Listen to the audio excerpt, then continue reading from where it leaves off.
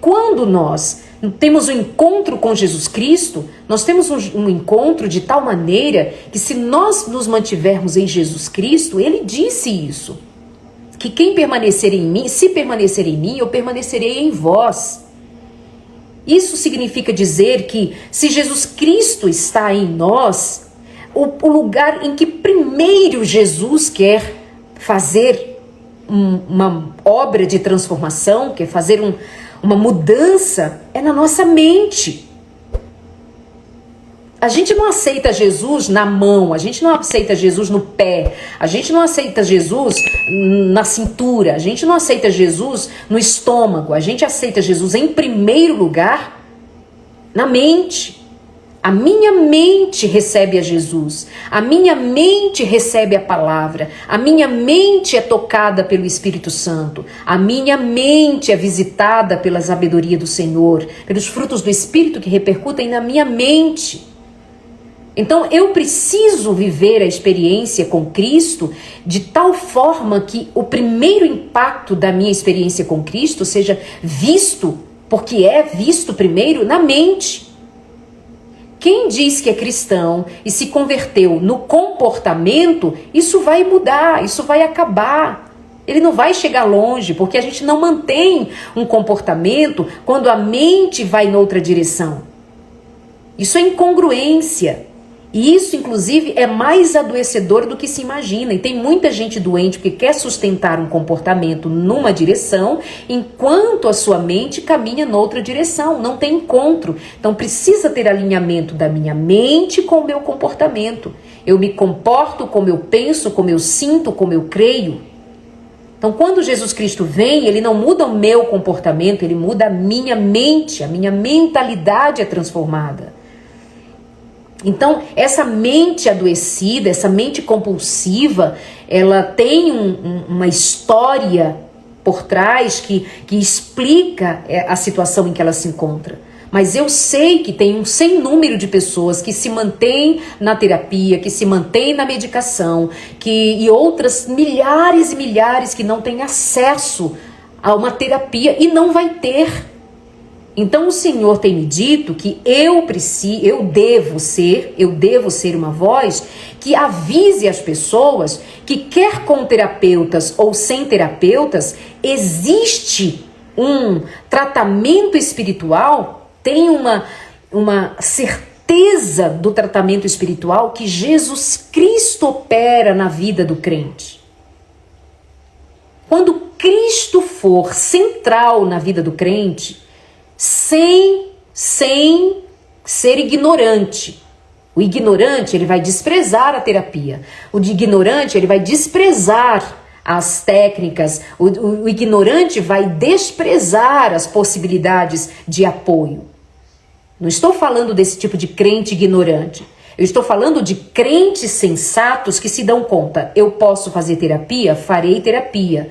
É necessário tomar medicação? Vou tomar a medicação. Mas eu preciso ter muito claro diante de mim que a minha cura vem de uma vida de intimidade com Jesus Cristo, de tal maneira que o Espírito Santo faça um reboliço tão grande em mim, que eu experimente a paz de Cristo em minha alma, que a minha mente seja visitada pelo Espírito Santo de tal maneira que eu tenha a paz de Cristo na minha mente. Não é isso que a palavra de Deus diz? O apóstolo Paulo vai dizer lá em Filipenses que a paz de Cristo vai guardar a minha mente e o meu coração. Cristo vai guardar a minha mente e o meu coração. Em outro momento, o apóstolo Paulo vai dizer que quando nós temos o Espírito Santo habita em nós, e ele diz assim: nós temos a mente de Cristo. A mente de Cristo pelo Espírito Santo. Isso é caríssimo, e tem isso, eu trato disso no livro Amor e Cura. Quem aqui agora há pouco falava sobre Amor e Cura, sobre ter lido o livro Amor e Cura, e eu indico para você. Não é vender por vender, é que eu sei que essa palavra faz a diferença. Eu sei o que esse livro tem causado nos últimos 5 anos, parece que ele foi lançado ontem na vida das pessoas. Coisa mais difícil que tem é alguém ter lido só uma vez, elas voltam lá para ler outra vez. De tão significativo. Ah, obrigada, meu amor. Ele trouxe aqui. Tá no plástico ainda. Lindo, ele tá lindo. É uma nova edição. Quem tem o antigo tá ótimo, mas esse aqui é a nova edição lançado pela Thomas Nelson. Atualizado e acrescentado. Tá bem mais consistente até. Então, meus amores, é isso que a palavra diz.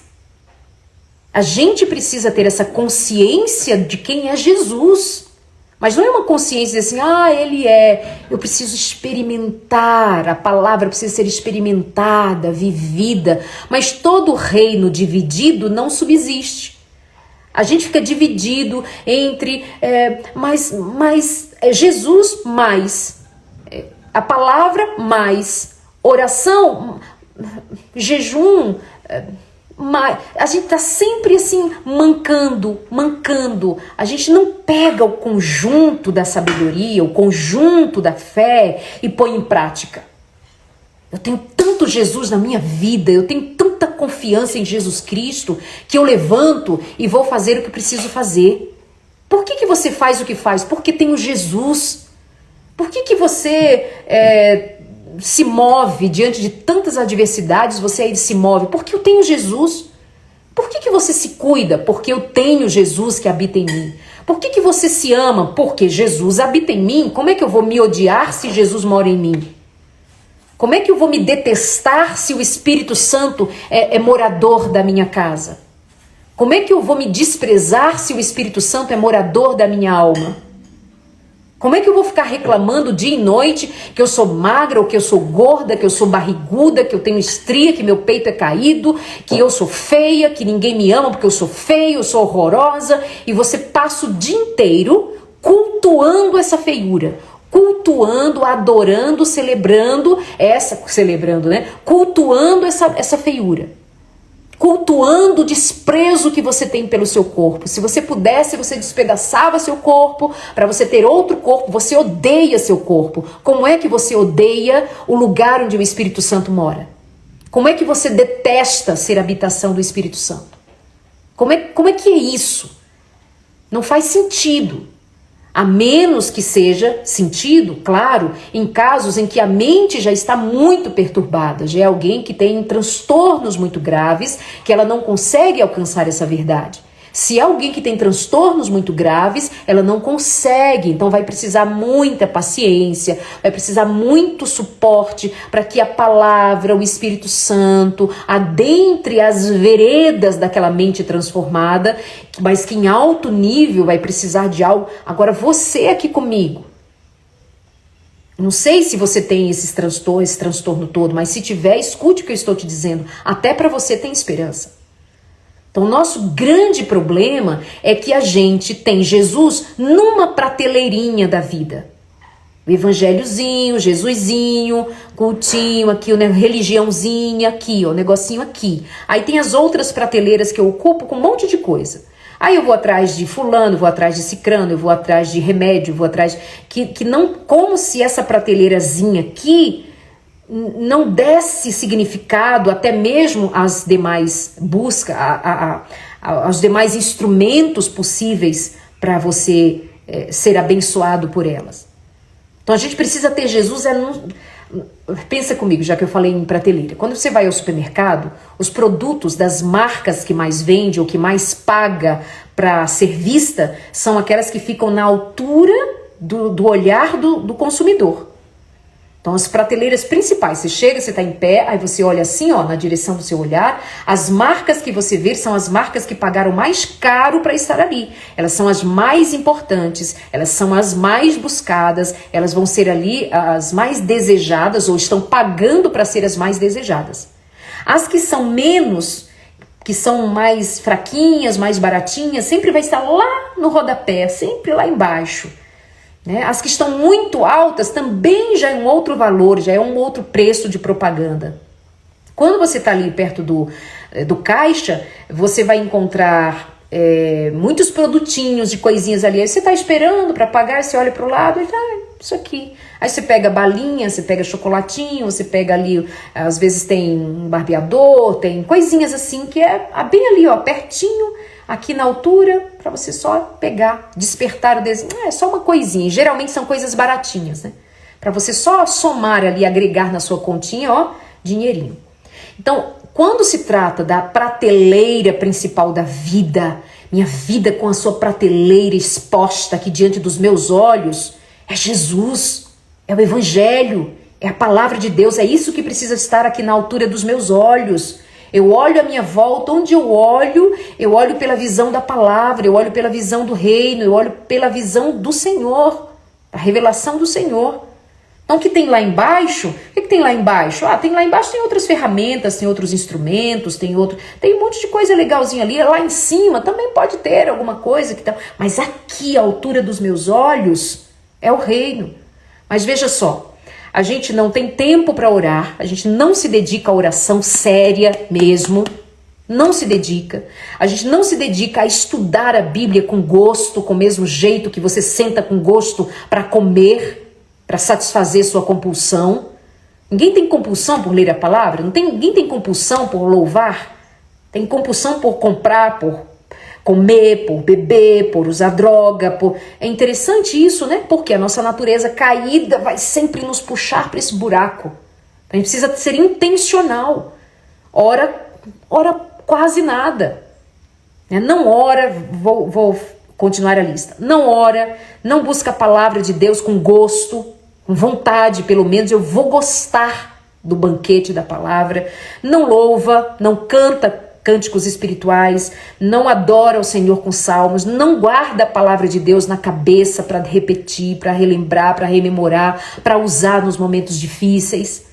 Não guarda, não repete a palavra de Deus como palavra poderosa, quando você está com vontade de comer, você sabe que aquilo é compulsão, você está ansiosa. Então por que você não se ajoelha antes? Cai de joelho antes. Clama ao Senhor antes.